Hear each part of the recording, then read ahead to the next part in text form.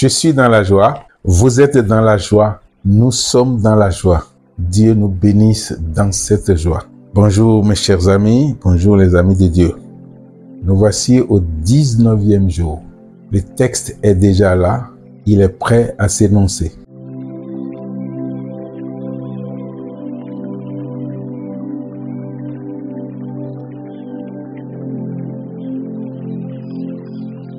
Ô argent, j'apprends à te connaître. Pitié, je regrette tout notre passé. Notre réconciliation est toute parfaite. Par Dieu, reviens-moi. Reviens me servir. Reviens vite glorifier Dieu en moi. Reviens vite honorer ton ami. Viens maintenant. Viens ici et maintenant. L'heure a sonné, l'heure est sonnée, le temps est là, viens. Nous venons d'écouter le texte numéro 19. Par les premiers mots de ce texte, notre concentration sur la connaissance de l'argent va reconnaissant. Les deux premières phrases exclamatives en disent très long. D'ailleurs, il faudrait que nous précisions. Ce texte est composé de 7 phrases exclamatives. Elles sont toutes exclamatives. Vous imaginez, rempli d'émotions, rempli d'étonnement. Vous devez rechercher tout ça. Les phrases n'ont pas même valeur. Vous le savez très bien, ce n'est qu'un rappel. Une phrase qui termine par un point d'interrogation, un point d'exclamation, vous en savez. C'est parce que vous savez cela que je laisse passer tout le reste. La première, très émouvante, entonne. Ô argent, j'apprends à te connaître.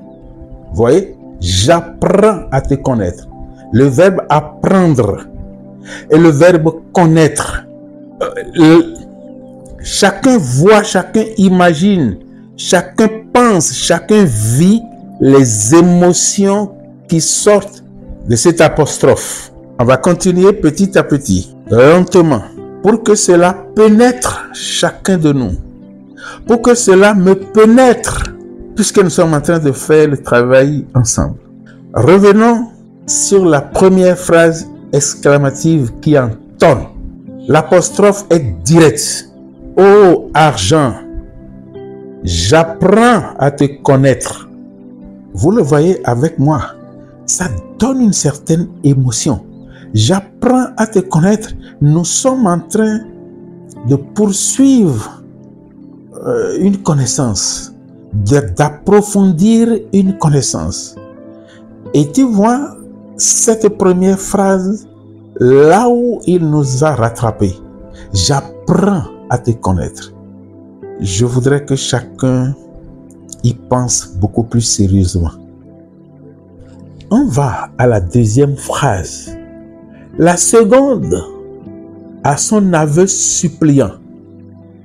Pitié, comme on dirait, oh pitié, je regrette tout notre passé.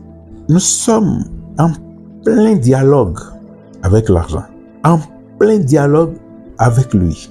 Et tu lui dis, oh argent, j'apprends à te connaître. Un peu comme pour lui dire, ce que tu as exigé avant-hier et hier, aujourd'hui, je suis prêt à respecter, à accomplir. Je suis prêt à tout réaliser. J'apprends à te connaître. Et tu continues. Je regrette tout notre mauvais passé. Parce que si le passé n'est pas mauvais, tu ne veux pas le regretter. C'est pourquoi la seconde phrase exclamative se fait suppliant. Nous allons prendre là. Tu es en train de prendre là le pouvoir dit du passé, c'est-à-dire renoncer totalement à ce qui est mauvais dans ta vie par le passé. Tu dis non, je ne veux pas. Je chasse, j'oublie, je dénonce, je rejette, je renonce. Tout. Un peu pour mettre le compteur à 0. C'est ça, ce qui se fait ici. Qu'est-ce que la troisième phrase nous dit? Elle annonce tout retour dans la perfection.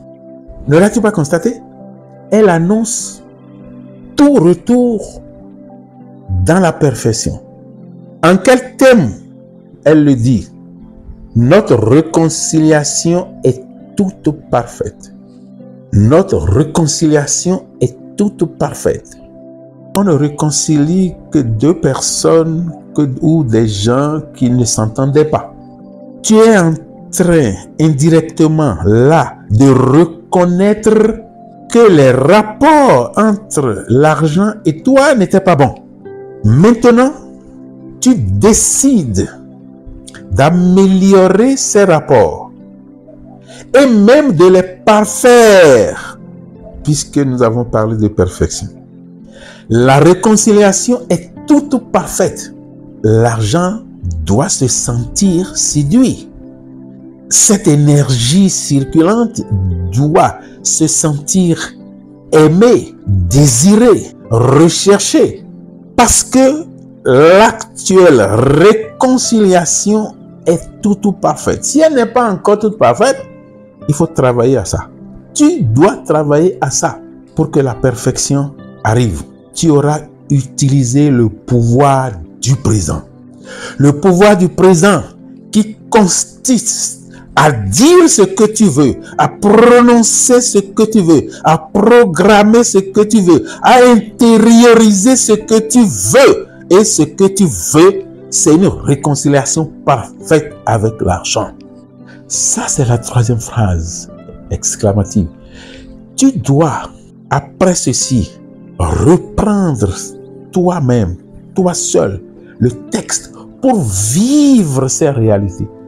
Tu comprends que notre concentration sur la connaissance devient de plus en plus pratique, de plus en plus vivante. Et cela porte à la réalité des choses. Cela porte à la réalisation des choses. Cela porte à l'accomplissement. Continuons avec la quatrième. Dans la quatrième, l'émotion technique du retour abonde et surabonde de là-haut. Que dit cette phrase? Que dit cette phrase? Que dit d'abord son explication? Je te le reprends. Ça ne pourra plus être avec les mêmes termes. Mais il faut que tu comprennes avant d'évoluer. La quatrième évoque l'émotion technique du retour. Et cette émotion abonde et surabonde de là-haut. Pas ici avec nous. Donc il y a une transcendance qui se promeut. Par Dieu, reviens-moi. Reviens me servir. Voilà la quatrième phrase. Voilà ta quatrième phrase exclamative. Vous voyez que l'émotion abonde et surabonde de là-haut. Par Dieu. Par Dieu. Le par ici, ce n'est pas forcément l'intermédiaire. Non. C'est plus au nom. C'est plus avec. C'est plus dans que par. Mais l'expression, c'est par. Par Dieu, reviens-moi. Reviens me servir. C'est quoi revenir? Pourquoi pas viens? Je vais te dire les deux sens que cache ce verbe. Ce verbe à l'impératif. Reviens. Dans un premier sens, quand Dieu t'a créé, il ne t'a jamais créé pauvre. Tu as vu avant-hier, pourquoi tu es devenu pauvre. Tu as dansé pour la pauvreté. Tu as chanté pour la pauvreté. Tu as sauté pour la pauvreté. Tu te plaisais dans la pauvreté. C'est Dieu qui t'a demandé ça. C'est Dieu qui t'a demandé ça. Dieu ne t'a pas demandé ça. En faisant ça, donc, l'argent, la richesse, l'opulence que Dieu a mise en toi, tu l'as chassé. C'est le premier sens de reviens. Tu as chassé cela et cela est resté loin Il te regarde. Aujourd'hui, tu le supplies. Dieu ne t'a pas fait tel que tu te vois là. Pauvre, idiot. Tu crois que Dieu va faire quelqu'un idiot? Non. On a refusé ça. Voilà le premier sens de reviens.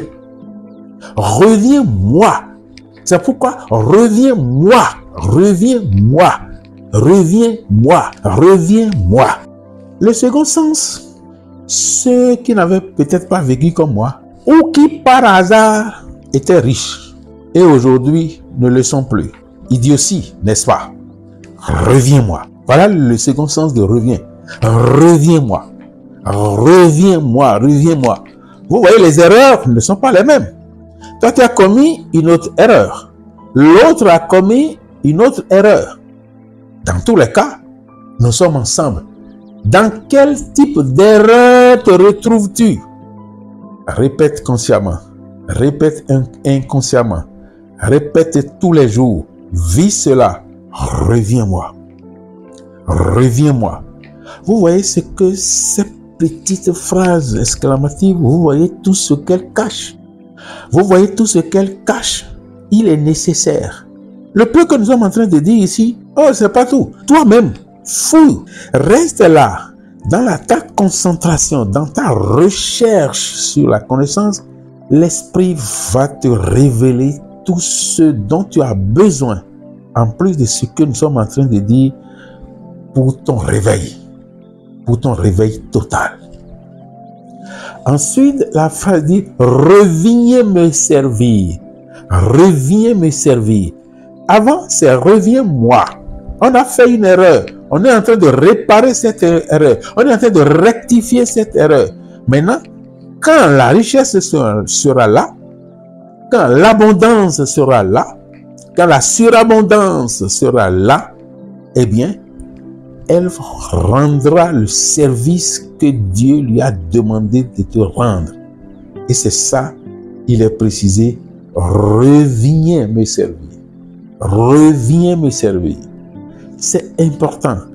Pénétrez l'essence des choses et les sens vous pénétreront. Dans la 5e phrase, on sent très bien, si vous êtes percutant, on sent que les vites font la différence dans ce retour. Il y a des vites qui sont insérés. On va le voir maintenant. Ce n'est pas pour rien. Ça fait la différence. Puisque nous sommes toujours dans le retour. Aussi, les services de gloire pour Dieu est insisté. Le service d'honneur pour l'ami est insisté. Qu'est-ce à dire? Allons au test. Reviens vite glorifier Dieu en moi. Reviens vite honorer ton ami. Avec le texte d'aujourd'hui, nous faisons nos petits pas. Nous marchons lentement, mais sûrement. On continue l'exploration des phrases exclamatives. Nous en sommes à la 6e, n'est-ce pas?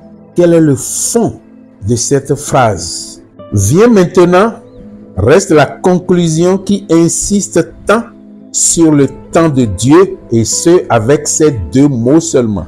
Cette phrase n'a que 2 mots. Viens maintenant. C'est la conclusion. Mais ce n'est pas une conclusion futile. C'est une conclusion remplie d'émotions, remplie de paix, remplie de connaissance. Viens maintenant, qui transcende le temps. Quant à la 7e phrase, elle fait l'ouverture dans la conclusion et transcende le temps, les lieux et les circonstances, comme ces premiers mots l'ont indiqué. Oui, ça me fait penser à quoi? Ça me fait penser à cette thèse, à la thèse numéro 5, quand nous disions l'argent n'est pas ma source. Aucune personne, aucun endroit, aucune condition. Tout est transcendé ici. Tout est transcendé ici. C'est le rôle même de la 7e phrase ici. Alors, grand-on, restons dans cette ouverture et laissons-nous à l'esprit qui nous inspire pour que nous puissions bénéficier de toute l'opportunité que lui, Dieu, il nous apporte dans ce texte. L'argent se séduit, tu le sais maintenant, à demain.